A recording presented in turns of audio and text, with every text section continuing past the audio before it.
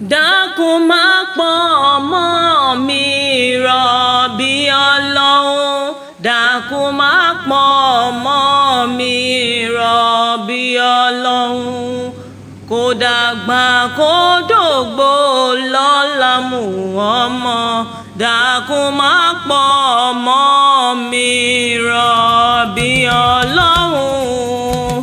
Abdulmuiz ọmọ Tijani ló ń ṣọjọ́ bí lónìí o. Ọmọ lọ́jọ́ ìbí orí rẹ̀ àfirè ní lọ́jọ́ gbogbo. Òní lọ́jọ́ ìbí rẹ̀ mà ní dọjọ́ ìbànújẹ́. Ọjọ́ ìbí rẹ̀ ò ní dọjọ́ ẹkún fáwọn òbí rẹ̀. Ìpẹ̀tẹ́lẹ̀ rẹ̀ ò ní báráyé nú. Òní tójú lẹ̀ mọ́lẹ̀ inshallah o. Ìwọ wá ní báwọn náà jà wérewére.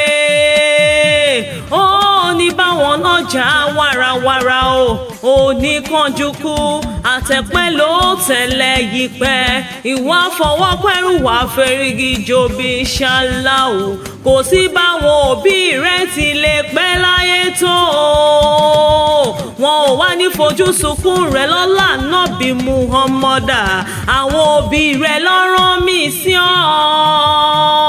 Àwọn òbí rẹ̀ ló pè mí sórí aago. Wọ́n ní OGEAYO ní ṣọjọ́ bí ọmọ wa tàtà dákun wá bá wà kí o sì tún bá wà kí o. Wọ́n lọ́mọ níyùn ọmọ ní dẹ nílé ayé. Ọmọ lásẹ̀yìn òbí ọmọ níwọ̀n lédè ni ó jàre. Abdulmuiz ọmọ Tijani o. Àwọn òbí rẹ̀ lọ́ní mọ̀ pé ó ní gbèjègbèjọ. Wọ́n ní kí ọ bí ológun ẹrú. Wọ́n ní kí ọ bí ọlọ́gbọ́n ìwọ̀fà o. Wọ́n ní kí ọ bí ẹlẹ́gbẹ̀rún ọ̀kẹ́. Wọ́n ní bá ọdẹ́lẹ̀ bàbá tó bí ọlọ́mọ. Èrò wá nílùú Ọ̀yọ́ níṣẹ̀lẹ̀ bàbá tó bí ọlọ́mọ. Ilé ọmọ Ọ̀yọ́ Aláàfin Òjó pàṣẹ kẹrẹmọdé ọmọ Àtìbà. Ọmọ àjòwú yọkọ lẹ́nu. Ọmọ tíṣìírí méje làákọ́mọ Olúkéwú. Ìlà tìrì lákó, ikọ̀ tìrì kọ wẹ̀wẹ̀ jẹ. Ìkọ́ nǹkan tó tìrì ó máa pẹ́kú. Ìwọ́n tìrì wọ́n pẹja. Ọ̀ka bàbá tìrì ó ń kánú ọkọ̀ o. Bọ́mọdé ó bàbá gbà jẹun nílé bàbá tó bí ọlọ́mọ. Títìrì ní mọ́ntìrì. Wọ́n ní ó tìrì látòkè kó má máa wò ó. Ajé ṣe bí Ọ̀yọ́ láàrí. Ọ̀yọ́ ò ní ṣe bí bàbá ẹnìkan ọ̀kan. Gbéníṣí lọmọ erí ti ń fọ́n láyàgí. Ọ̀yọ́ ló ní ká rìn ká ṣọpá.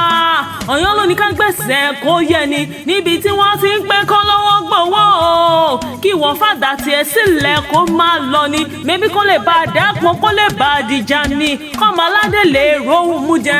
Abdulmuiz ọmọ ọlọ́jọ́ ìbí òní o. Ibi òní bá ọ orí rẹ̀ àfirè ní lọ́jọ́ gbogbo. Àlọ́ ti ṣọdún òní sẹ́. Ó tún ṣọ̀pọ̀lọpọ̀ ọdún lálàáfíà ara. Iwájú lọ́pọ̀ ẹ̀bì tí ń rẹ́ sí o. Iwájú ló máa lọ onídèrò ẹ̀yìn. Àṣeyọrí ni tìrẹ nínú ẹ̀kọ́ rẹ. Gbogbo ohun táwọn ẹgbẹ́ rẹ ń ṣe tó ń rọ̀ wọ́n lọ́rùn. Kò ní jẹ́ nira fún ọ lágbára Ọlọ́run ọba. Ọjọ́ iwájú rẹ̀ á dára. Ọ̀la rẹ̀ á sì sunwọ̀n. Ibi rere, ibi gíga la ó ti máa gbórúkọ rẹ̀. Àwọn òbí rẹ̀ tún wá ní máa sọ fún ọ wípé happy birthday to you.